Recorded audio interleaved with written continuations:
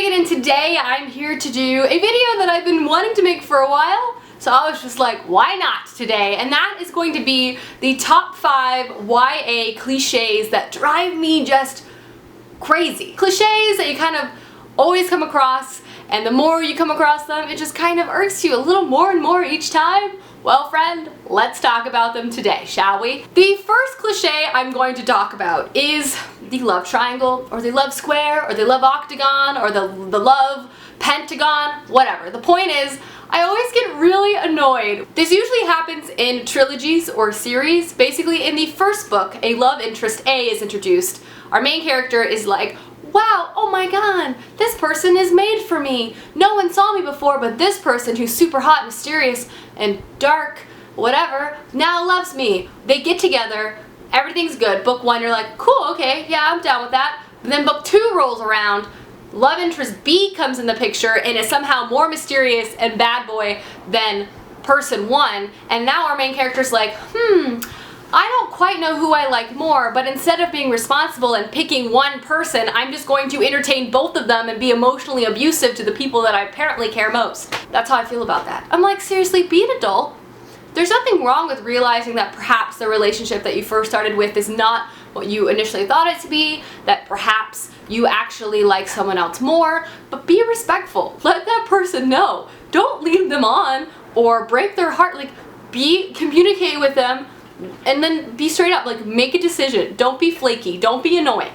Drives me cuckoo bananas crazy. The next thing that bothers me kind of goes with that, and this is kind of dark, brooding, but like kind of emotionally abusive, like bad boy trope that happens a lot in YA. Don't get me wrong, there's nothing wrong with like a bad boy character in YA. We all like that to some degree. We like this devil without a care, like maybe we can fix him kind of character, but I find that in some ways it can be really overdone, and the way that this character is just not nice, and it's just not an emotionally stable or acceptable type of relationship, especially for young, impressionable teenagers to be reading. Your boyfriend should not lie or not be communicative with you, shouldn't be curt with you, shouldn't be mean to you because it's just their personality, and this shouldn't be glamorized to be sexy either. Like, someone shouldn't be like making fun of you one day but then you want to date them the next day. It's just not okay, and it's not a basis for a relationship that should be started.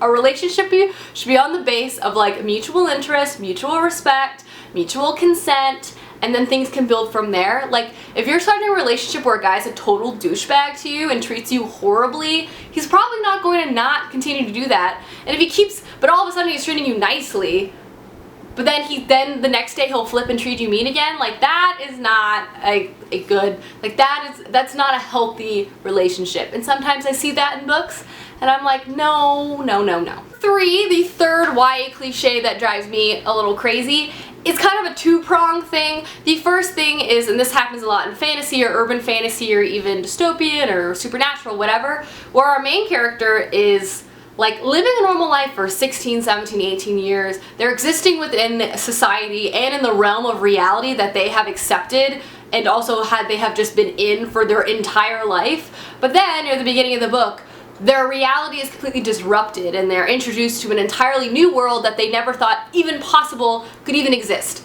But instead of being skeptical or confused or even like, holy crap, what is going on, they're just like, yeah, makes sense. Totally buy it. I'm cool with it. And I'm sorry, that is just like not a realistic response. If your entire reality within the span of like 20 minutes is completely called into question, you're either going to be like completely shocked, like sick, you're gonna be skeptical, you're gonna be confused, there's gonna be a whole gamut of emotions that are running through you, and one of those emotions is not just immediately acceptance. I'm just saying, like, there's a lot that you're gonna have to, you know, redefine up here. And on the same token of that, of like immediate acceptance of crazy new world stuff, is when our main character is able to master seemingly overnight magical abilities, fighting abilities, and so on. And this is especially true for fighting abilities. Like, I don't care if I train for a month, even every day in like Taekwondo, I guarantee I am not going to be a Taekwondo master. I will maybe be like a double white belt. especially so many of our main characters are so clumsy too, but then they can just master fighting in like 2 weeks, and now they're like, can like throw knives and jump off walls and stuff. It just does not compute here.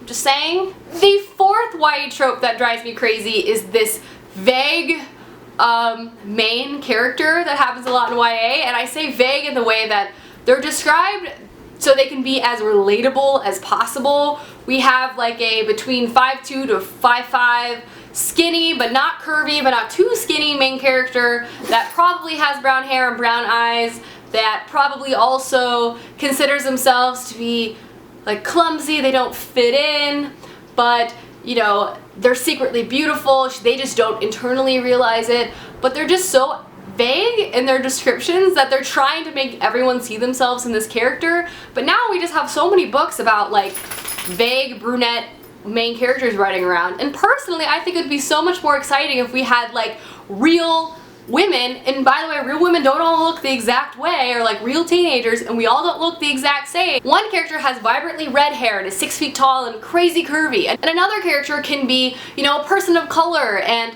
is 5'2" and has really amazing hair or something like that. Like, let's give these characters actual real descriptions instead of making them as vague as possible so people can like see themselves within them easier.